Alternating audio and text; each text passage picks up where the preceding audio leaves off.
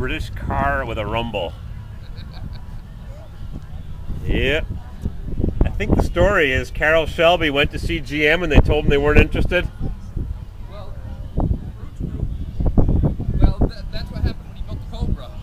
But Roots Group, after they saw what he did with the Cobra, said, why don't we see if he can do it with our car? So they gave him $10,000 in the car and said, let us know when you can have it done. Yeah, and he was an ambitious guy. This is a somewhat restored car. It looks to be kind of sort of original. It's pretty much all restored. Yeah, I had to pull the motor and do the engine compartment. 2-barrel carburetor on the 260s. Did they get the 4-barrel on the 289s? Yep. You could get the last 500 of them came with 289s, but right from the start you could get them with solid lifter cam and 4 barrels. 271 horsepower, the so-called K motor. Yeah, you could get that, but it was in the 260, so it was probably around 250 instead of 271. Back when I was in elementary, or maybe the first year of high school, there was a black guy, Lincoln Cumberbatch. I wonder if he's still alive 35, 40 years later. He had one of these. Oh, yeah? Yep. Yep. And I don't know where he got it, but it was back in the day when they probably weren't worth very much. Yep. Well, this was my little league coach's car when I was a kid. Your little league coach? Yep, and we were going to a game in the next town, and we didn't have any parents there.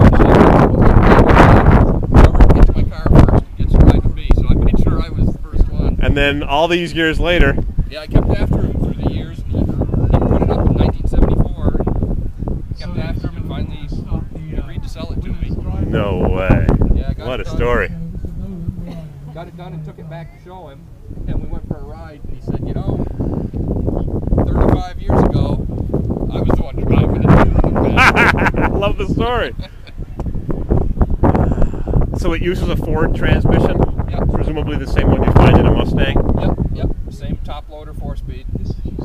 Yeah, I don't know much about Fords. I don't know much about Roots Group or even English cars, to be honest. I'd like to have a satellite or a Coronet right now, but I'll take an MGTD Survivor car.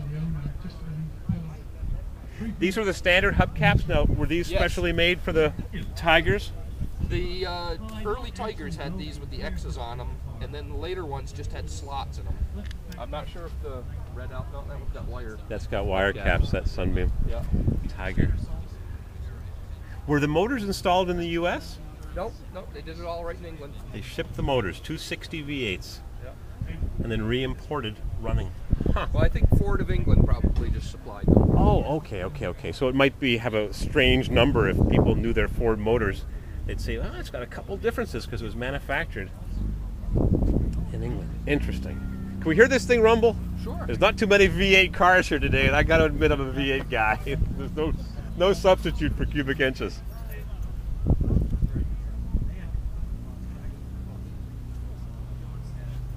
Sunbeam Tiger, just like Maxwell Smart drove in Get Smart. Yep. He had a variety of different cars.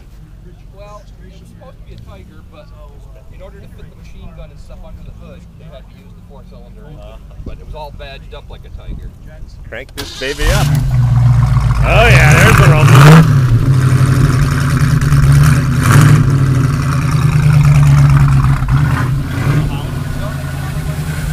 Gotta love it. V8 rumble and a Sunbeam Tiger. Generator equipped. You'd never know it. Thank goodness the Carroll Shelby. Sounds nice and tight. Beautiful. I'm Corvair Wild on YouTube. I'll have it up tomorrow. Okay. Corvair Wild. My brother has a Corvair. Really? I've got several. 68, so. I've got all kinds. Pickup trucks, convertibles, turbocharged. Oh, yeah. My father had a 69 convertible, and we ended up year. selling it after he passed away. And Last year. yeah, I think they only made 500 of them. 521 convertibles, 6,000 produced. The last one disappeared. Second to last one's in the museum. A friend of mine had owned it. Yeah. Oh, no kidding. Corvair Wild on YouTube.